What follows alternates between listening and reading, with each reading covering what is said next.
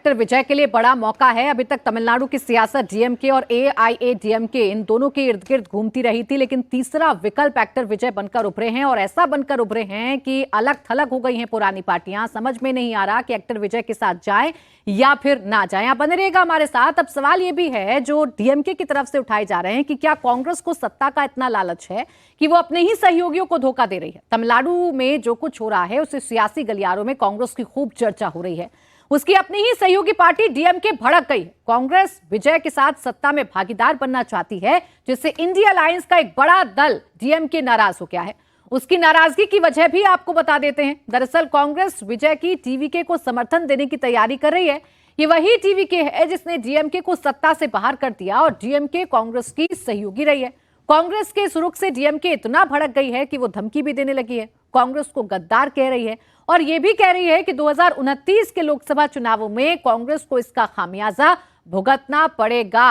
अब ये कांग्रेस के सामने मुश्किल तो है कि अपनों की नाराजगी का सामना करना पड़ रहा है, लेकिन मसला सत्ता का है। हालांकि कांग्रेस ये कह रही है कि बीजेपी को रोकने के लिए हमें ये करना पड़ रहा है। कांग्रेस इसमें भी ये दिखाने की कोशिश कर रही है कि उनका कितना बड़ा दल है, वो ये बड़ा दिल है। वो ये नहीं चाहते कि तमिलनाडु बीजेपी के हाथ में चला जाए। लेकिन विजयलक्ष्मी, मुश्किल तो है। डीएमके बड़ा साथी है, डीएमके के साथ आप मिलकर चुनाव लड़े। लोकसभा चुनावों की धमकी देना डीएमके का, कांग्रेस को गद्दार कहना, मुश्किल तो है कांग्रेस के सामने कि करें तो क्या करें।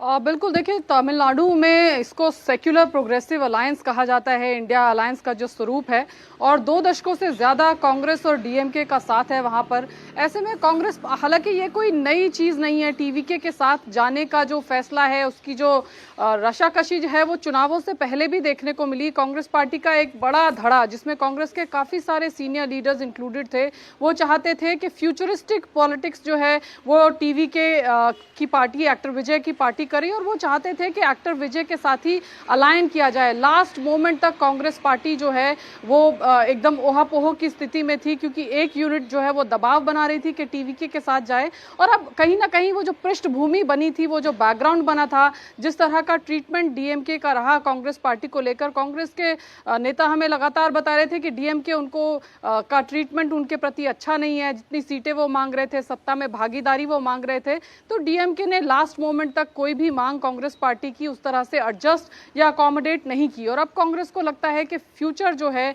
फ्यूचरिस्टिक पॉलिटिक्स की बात जो है वो एक्टर विजय कर रहे हैं।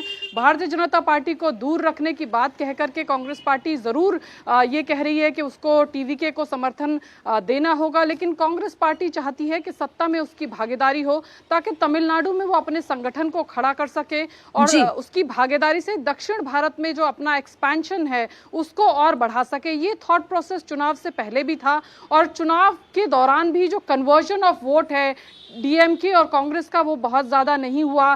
सिनर्जी दोनों पॉलिटिकल पार्टीज के कार्यकर्ताओं के बीच में ग्राउंड लेवल पर जैसे पहला हुआ करती थी वैसे नहीं थी। कांग्रेस पार्टी जो है ऐड करती है माइनॉरिटी वोट्स, जहां तक डीएमके की लोकल डोमेस्टिक पॉलिटिक्स है, तो कांग्रेस को लगता है कि ऐसा नहीं है कि डीएमके ही उनको कुछ देती है, वो भी लोकसभा के चुनावों में उनको माइनॉरिटी वोट्स का सपोर्ट देते हैं। विधानसभा के चुनाव में माइनॉरिटी बिल्कुल ठीक कही कि चुनाव के बाद कोई दल क्या निर्णय लेता है वो इसके लिए स्वतंत्र है,